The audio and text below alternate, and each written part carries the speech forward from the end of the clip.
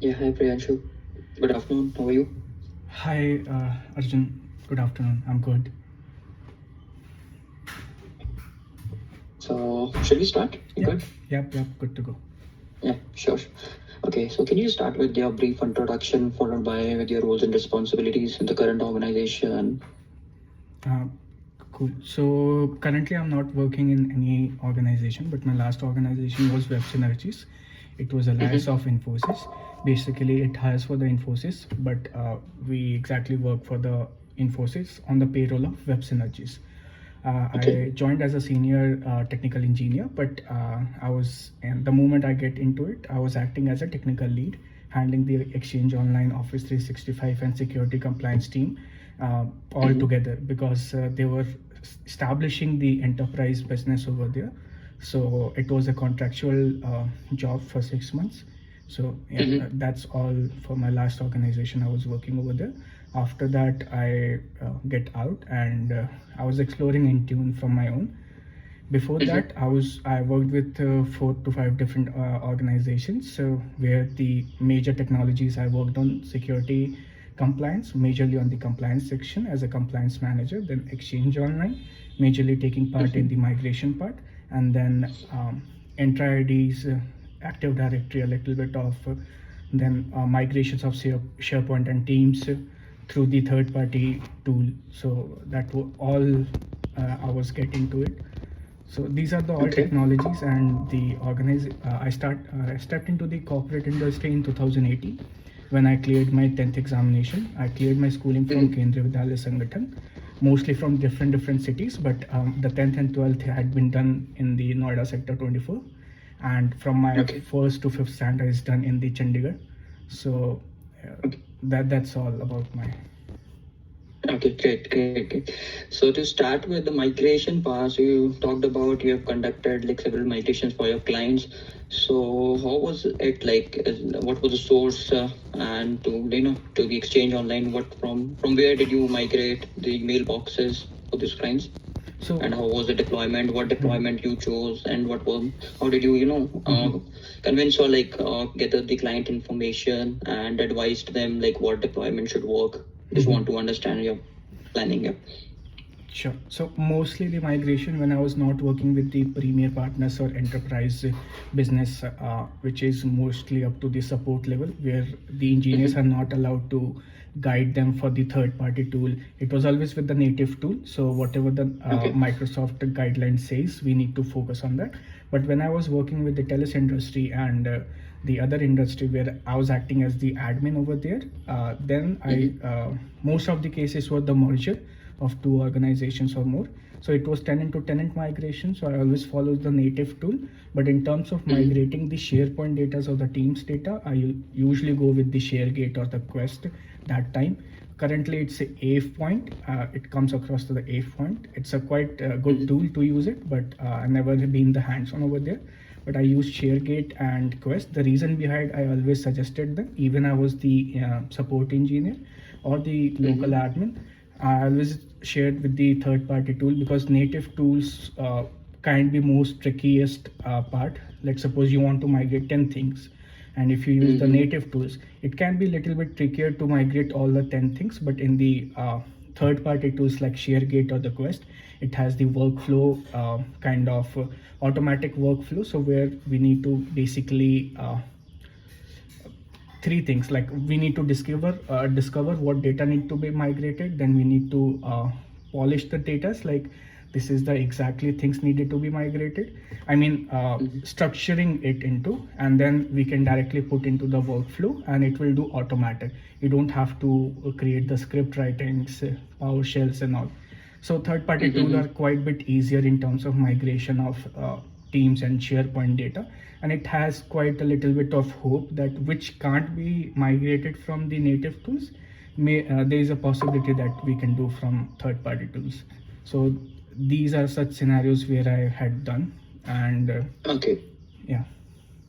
Is it just purely like the mailbox migrations, or you talked about SharePoint and Teams, OneDrive as well? So you worked on file server migrations to these Yes, as well? yes. So the files servers, exactly, the file migration is all about the Mm-hmm. through the Quest and the ShareGate. So Okay. it's been a long time doing that, because from last 2 years I'm being the support engineer, never had the right to sit with the clients and do that following steps with the third party engineer and the client, because we are not allowed to do that things. But yeah, I had done that when I was admin. Recently I was just mostly focused on the native tools and did the hybrid migrations and this tenant to tenant migration. Okay, I was about to come to the hybrid part only. So you have exposure to the Exchange on-prem servers as well, like 2013, 16, or 19. Uh, Uh-huh. Uh, so, uh, exactly, not we I had been studying the 13, 16, and 19 from my own, but from the mhm. organization level, I never get the opportunity to work into them. Although we do have Okay. clients, I handle some clients who are using Mhm. 2013, 16, and 19, and they want to migrate to the further Exchange servers. But we are Okay. just hold on to the advisory level, that what the articles or native tools suggest, we need to suggest the same thing.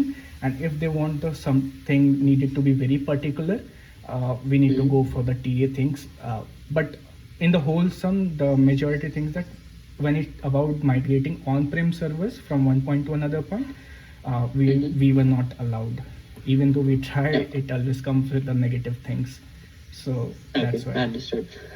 So can you explain me like how an email flows in a hybrid environment, and what's the centralized and decentralized mail flow?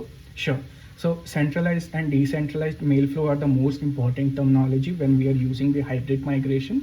Mostly always suggestible, it should be centralized mail flow. The reason behind that, in the centralized mail flow, when the mail flows from a sender to recipient, it always go through the on-prem, then to the internet, like to the Office 365. The thing, what I mean exactly, that if the person is been registered or been added in the on-prem end, then it will check in the on-prem database, and then if the user finds the if sorry the if in the mail flow the user is findable in the on-prem, Mm-hmm. he will send that email to them. Or else, if he is not in the on-prem on the internet, then it will go through the on-prem and then go to the internet. It will basically cover the whole database of on-prem and cloud both. But in the decentralized, it will directly go to the internet part, not through the on-prem section. So that was the thing. That's why it's always suggested to do the centralized mail flow. Okay, let's say like you have a client requirement, they're working, they have around 500 mailboxes on Exchange 2019, and they Mhm. tend to, migrate those to Exchange Online. So, what will be your planning, and what are the steps involved to, plan the migration of those 2019 mailboxes to Exchange Online? Okay, we can basically follow the it's like hybrid migration form to maintain that Mm-hmm. if they want the both on-premises servers and the cloud servers both for the moment or for the future one. So we can go with the hybrid migration where there's no such limitations like in the cutover or staged migration we used to have, but in hybrid migration you can do. The main thing, the prerequisites we need to make sure is that MRP proxy should be enabled, TSL should be 1.2 or later, the third party certification should be there. It can be from CA, like certified, like certificate authority. I don't remember the third party name, but yeah, I don't remember right now. But we need to use a third party certificate so, for the uh, security purpose basically. And then AD Connect should be installed, Mm-hmm. and what else? Yeah, LCW should be installed. Yeah, that's the thing. Okay, after the prerequisites, making sure we need to make sure that the UPN, the user principal name, which is needed to be migrated, and the SMTP address should be same. There should be no difference in them. After that, Mm-hmm. we can create the batches in the internet, and like in the migration part, we need go and we need to create the batches, and after that we have to run the HCW.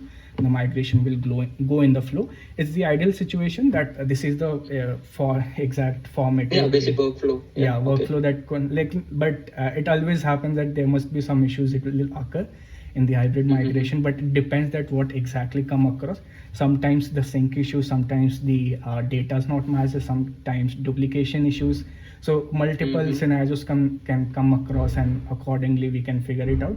But the most useful and the best way I figured it out when while doing HCW was the SharePoint migration. Sorry, I mean PowerShell scripting. So if we are good to go with the PowerShell scripting, we just need to simulate for a small user that we can check exactly by the PowerShell script, and we can directly apply over there. So some like in the most scenario I've seen, the PowerShell scripting is more useful than going to the application and following that flow again and again. Right, got you. And what are different DNS records we have in Exchange Online? MX records, TXT records, and CNAME records. CNAME records are Okay. basically the for the DKIM, like it majorly for email security, like SPF, DKIM, and DMARC. And to be very precise, if you ask me like which record is responsible for whom, we can check from the article, but currently I don't remember it. It's quite tricky. Like the TXT record is also responsible for SPF in the terms of DKIM, the TXT, and the MX record. For the DMARC, I forgot. I don't know. Like I need to check. So yeah, like Okay. Cool, no worries. Like you understand what are the different things, Yeah. and if in case like given an opportunity, you can find that and troubleshoot what is required and when here. That's Right. what just I wanted to understand the approach only. No worries. And coming to the Intune part as well. So how good, like what all tasks you have been performing on with Intune, or any migration from any other MDM solution to Intune, any exposure to that, or So like basically in Intune, what do you understand by that, and how do you deploy or manage the mobile devices or Windows devices by that?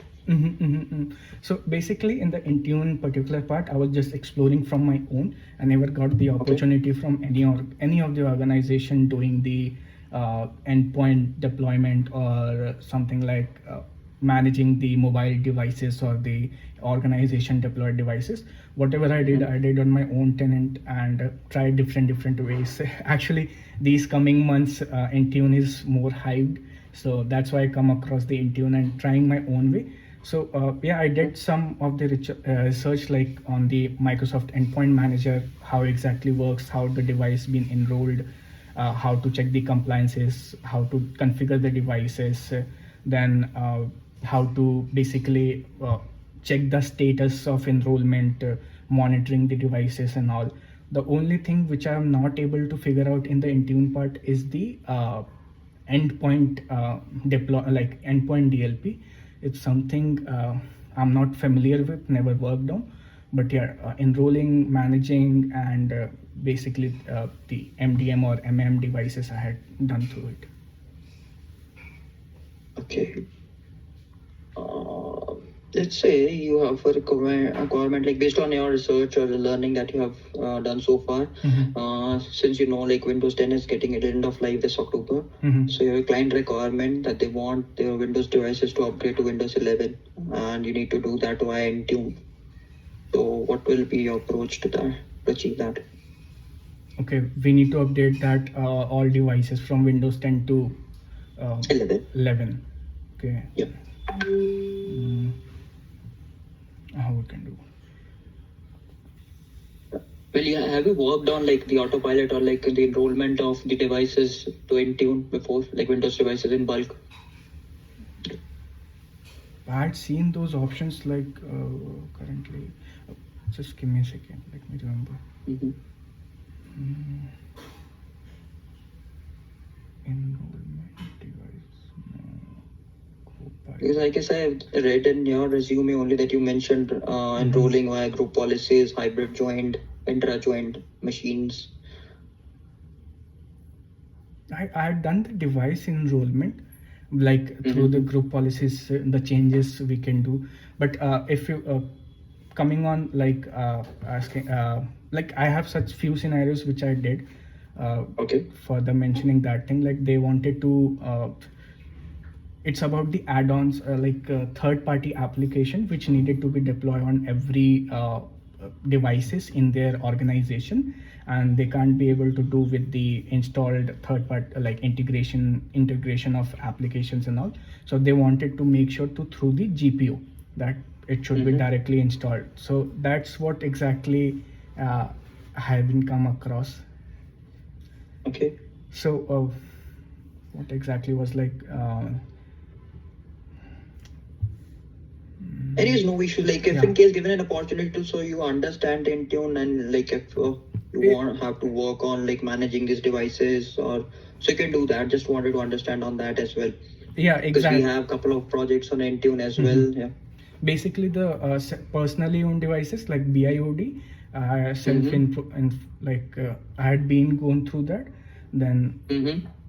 no, I don't remember. So like doing Windows Autopilot, I had seen these kind of features, but Mm-hmm. practically doing that, I really didn't do that. I think, yeah, I had Okay. gone through And the on coming to the mobile devices, like on iOS and Android devices, so have you worked on those as well, like creating compliance policies, yep, configuration yep, yep, profiles, yep. and Configuration. what is APM? Have you configured that as well? Apple I Business Manager. no, like I had created the compliance policy, I had configured the Okay. policies, and Mm-hmm. like setting the templates and all. That's also the thing I Okay. had did.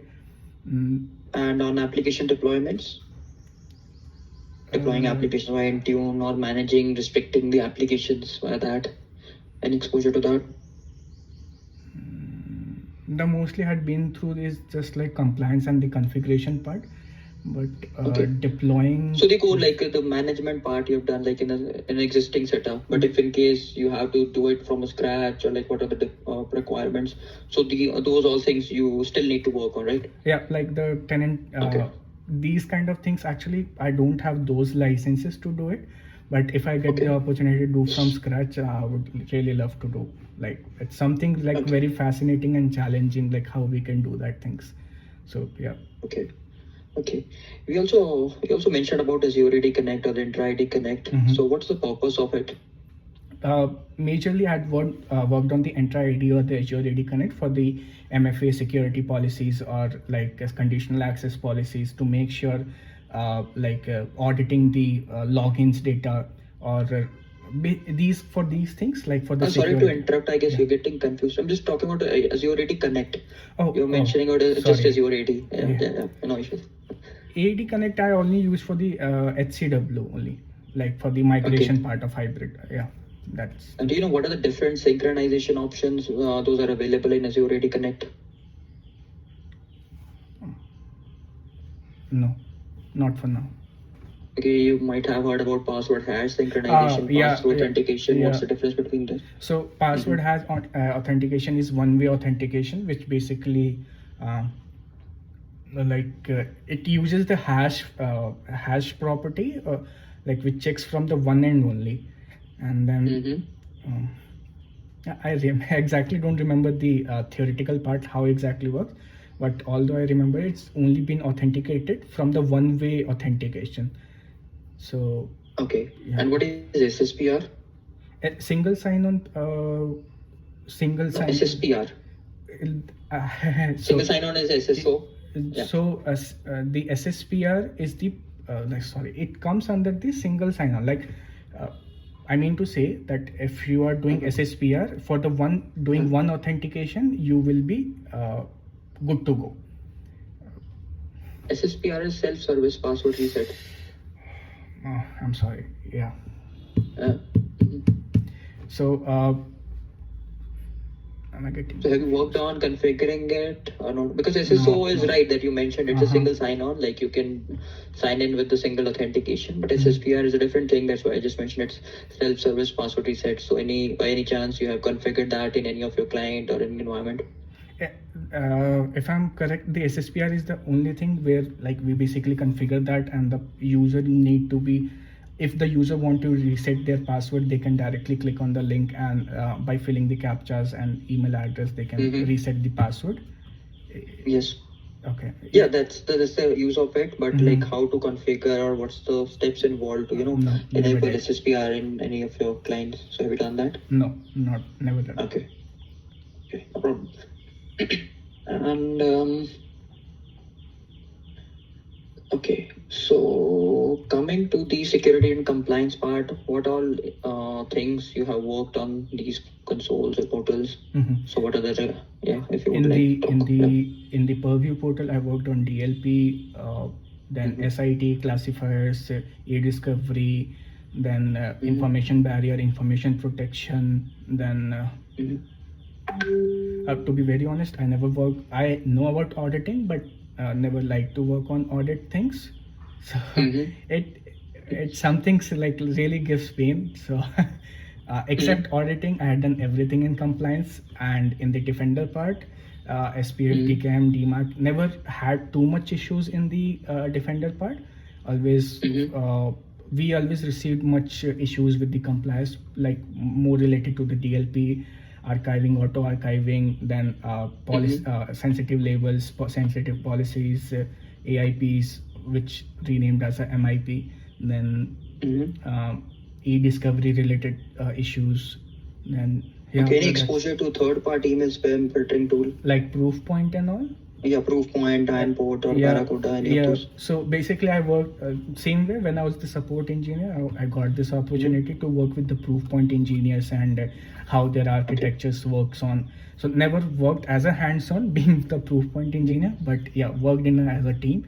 That there is Yeah, a. this is something go hand in hand with our cyber team as well. Like if Mhm. in case anything related to email, so we need to work on with the security team, even Mhm. though they own that, but Mhm. still it comes under the M365 suite. Yeah. So we need to work. So you understand like how to, do we discovery, what is a content search and Right. all. Right. So have you performed an e-discovery Yeah. search and the content Everything. search, and what's the difference between that, by the way? So the content search is basically it's a normal type of search. We don't need to create a case or so in e-discovery you can create a case, and under that case you can manage the searches. Like you can create new search and all. Every search would be under that case. You can manage the legal hold. Exporting that results is same as the content search. So content search is the very basic things. You want to extract some information in the whole tenant, like from the email. And the e-discoveries part, like it's something like you're creating a case, and under that case, if you want to do any searches or legal holds related that, you can do that. Mm-hmm. Now e-discovery is divided into two part. One is the standard and one is the premium part. In the standard, which is much more similar to the content search, like no much more differences except the legal holds and case management, like search management and all. But in discover premium part, we have the custodian feature added into it. What exactly been added under the custodian feature, I don't remember right now. But the premium Mm-hmm. is much more reliable and much more with the features from the standard. Like if the standard has 4 features, it has the 7, 8, 9 goes on. Like it's much more on the legal holds and compliances, and basically custodians of every legal searches and all. You mentioned about holds. So what are the different types of holds we get? uh, the much I remember is retention hold and legal hold, legal litigation Okay, hold. okay. Do I you know mean, what's the difference between a litigation hold and an in place hold? M place. In place. In place and litigation. Don't remember right now the in place hold right now, but litigation hold is much more related to the legal terms and like legal holds and all. So, So was a default period or like for how long we can put a litigation hold on a mailbox or so? no idea. Never thought so. Okay. No problem. And about the conditional access policies, so you have worked on like creating one, right? Yeah. Or one or two, like based on the client requirements. Yeah. Let's say you have a requirement that they, okay, so client is based out in US region and they want all the resources to be restricted outside the North America region. So how will you achieve that? The resources should be within Like the. the O365 resources, all the O365 apps and all that should Uh-huh. not be accessible outside North America. They want to restrict just in the North America region. We can create a policy and set it to the region wise in the Mm-hmm. conditional access policy, and according to the region scope, that resources would be reserved under those region. But for that, like what exactly steps we need to perform, I need to go through the portal and check like what exactly we can do. But there was a region scope over there, as much I remember, where we can set to the regions, and accordingly we can do it. Okay. Um, and you have also mentioned about automation Python. So you have a good hands-on on partial scripting as well, right? Right. So like what all did you perform day-to-day operations or like how is it? So majorly whenever I talk about the automation and PowerShell and what Python things, recently I'd been learning through the generative AI. It's been the one more than 1 year, and also, so whatever the Okay. issues and come across simple and basic issues which can be fixed up through the automation, which can be managed through the automation, I had done so I done from the clients. It's on the kind of you can say savior of my own time and giving an opportunity as an extra hand that this can be the also possibility. If you can run on your system, it can Mm-hmm. happen. So they used to take that automation scripting and all, and they used to perform for their system also, and for their mail flow creation and workflow kind of. So with the help of make, I used to create the automation part, and along with that I used to create the scripts. Now, not going the confidentiality of the client information, but Mm-hmm. to be very precise, within one example, we had a client has a food company, and they don't want to Mm-hmm. make this the recipe or the ingredients they used outside of their organization. They want to make it preserved, Mm-hmm. but they always know that Mm-hmm. whenever some email communication happen, it always a possibility Mm-hmm. that people are making an email format with some different information, and in between that they are making that recipes or their that information into it. So it's more about Mm-hmm. the DLP, but they wanted like without using the DLP how we can trigger those functions. So I created a script for them. So whenever these Mm-hmm. kind of unfamiliar emails, they figure it out, like having this, let's suppose they're having an information of oil, and in between that they're mentioning a recipe called paneer. So it's something which Mm-hmm. is not related to it. So that workflow exactly triggered those email. I used Python Okay. and little bit of being copilot and all. Okay. So you have exposure to Copilot as well, right? Right. Okay. And also about any exposure on MS Graph? It's MS been used for like an MS Graph, MS Graph, mostly like like for no, analytics or no, getting never you know tried. the productivity. Okay, no issues. Okay, coming to okay, how will you handle a situation where you can say a user is not receiving an external email? Let's say any external email. Only one So the user. internal mail flow is working for Uh-huh. that user. Yeah, Only one user is having that issue. yeah, right. Is he able to send email to the external people? No, send and receive for external is not working, but internal mail flow is working fine. Most possibility that MX record is not pointed to the domain. This can be one of the possibility we can check that where the MX record is pointed, and along with that we need to see that if the okay, the one more question for the same thing, he's sending the email to the external people. Is that the Mm-hmm. only external member is having issues with, like he's having issues, or like if he No, all sends the external, okay, all any organization, any domain is or she is sending, they is unable to receive and send as well. So do okay. you know what are routing addresses for a user, like or from proxy address? What's the routing address? What's the role of it? Like Routing hybrid setups or otherwise you might have come across like in proxy addresses there is a routing mhm. address as well. what it is used Routing for. address. Is there any alias name of routing address, like something related to connector or So something? it's like on Microsoft.com, or these all sort of like your domain dot on Microsoft.com. Mm, In a hybrid setup, mostly you will find mhm. two routing addresses. Yeah.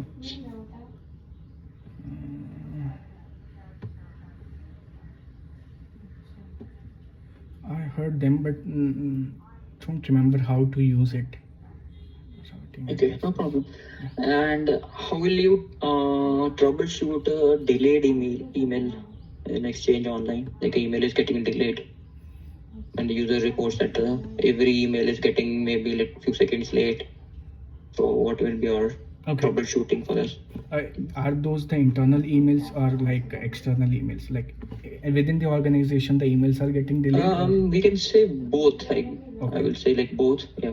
To be very precise, if it's getting delayed after that 15 minutes, like even a seconds or something, then we can go through the extended message trace and we can figure out that what majorly the challenges are coming across. In most of the situation, if the emails are having attachments, then during the process of EOP, like Exchange Online Protection, it used to take some times to check the attachments. So that can one of the possibility, but yeah, we need to have the EMT, like the extended one, where we can like isolate or narrow it down that what majorly causing the delay. Along with that, we can check the message header and check where exactly the delay is happening at what certain point and how much the delay is happening. And if it's under the default time zone, we can still have this like we can give them the articles and to make sure that it's coming under the time zone, so it's not a delay or something. But still, if customer argue like no, it's still getting too much of delay, it needed to be delivered in 10 seconds or minute, and it's taking 10 minutes, which is still a 9-minute delay for me. So in that situation, we need to check that what kind of is there any advanced threat protection or applied, or any policies been applied in their email flow which making slower, or which can be a possible reason for the delay of emails. Because in the protection timeline, it sometimes it's possible the reason that emails are getting little bit of delay when there is advanced threat protection policies are applied, or the zap. So in both cases, they basically gets the attachments into a virtual box and check, scan, and verify if the content is like not a threat or something. So which consumes a little bit of time. So we can give this kind of explanation. Like it's totally depend on the scenario, but these are some certain scenarios come across. Okay. Uh, Basically, we have covered all the admin centers. Okay, so any exposure, like what all tasks you have performed in Teams admin centers? Any exposure to that? Mostly, I had migrated the like Teams data, Okay. not in the admin center. Yeah, few of them I had come across, like Teams call, the So live, like assigning a new number or yeah, like, yeah, uh, receiving that call directly on the Teams. And related to those issues, when I was acting as a TL, few of my engineers come across me and said that these are the issues coming across, what we can do. like So publishing or restricting any application, team apps, those are available on Microsoft Store from users, all those creating policies org wide if in case any of the client's requirement. So do you understand like how to create or where to, yeah. go? Okay. Okay, and this is all related to M365. So, any exposure on the servers part or directory services like on-prem Active Directory and what all tasks you've been performing? Uh, well, while starting my journey in corporate world, I started with the Active Directory on premises when I was working with iAnalyzer and the Cogent services. So there I had been involved with the Active Directory, where my major role was to create the user. Then, if they wanted to change the OU from different countries, like let's suppose one user is working in Germany and then they shifted into some like London or something else, so we need to change So the. that's the more of a like basic user management part that we can That's. say like an L1, L2. So other than that, like I just want to understand if in case since Active Directory we have hybrid setups, the AD is on prem and the mailboxes are on 365, right? So users are created in Active Directory and then synced via AD Connect to 365. So if in case of any issues or so you understand like how Active Right. Directory part Works, works yeah. and how to troubleshoot all those, and any exposure on other servers like let's say domain controllers or file servers, print servers, any understanding or exposure to those I have exposure to domain controller, but not with the other one. But yeah, other directory services? Okay, no problem. Cool. That's okay. And any exposure on any virtualization like VMware, setting up a new VM? Created some few VMs for my personal use case and managed the VMs accordingly, because creating a new server in the VM. So I have a good device, a Mac, but I need to create a VM to use the Windows along with for using the Windows servers and all. So I created a virtual box. Under that, I created the Windows servers and all. So for the personal use, yes, I created and managed the VMs, but coming across the organizational need, I still never worked for that. Okay, and exposure to Azure infrastructure, like creating Like VMs in Azure firewall or and Azure virtual desktops. uh, no, not so. But I had created the firewalls and network like network workflows or configurations for the VM. So that's what I did. Okay. Any understanding on cloud PCs or like Azure virtual desktops, AVDs? No? I had been going through that, but if on the part of application implementation, never done it. But theoretically, I know what exactly they are, and I can do it what needed to be done with few like KTs and all. Okay. Okay, I guess I'm good. That's all from my end. Any question, concerns from your end, you can ask. Just wanted to know what exactly the role is and how, if I got hired, what exactly my work would be. Okay, hope you have gone through the JD. So it is more of like an L3, I would say like escalation engineer team. So we have L1, L2 teams under us working on daily operational tasks. So this team is more inclined towards, gathering the client requirements and, new implementations or upgrading the existing setups, or let's say a couple of projects related to Intune, moving out of any of the other MDM solution to Intune, or managing any instances for think lines. So it is more of we are working as a like if you might have heard from maybe from the HR. So it's MSP company. So we have multiple clients. For those we provide end-to-end IT support. So it covers all the technologies. So this team is purely for the M365 suite, and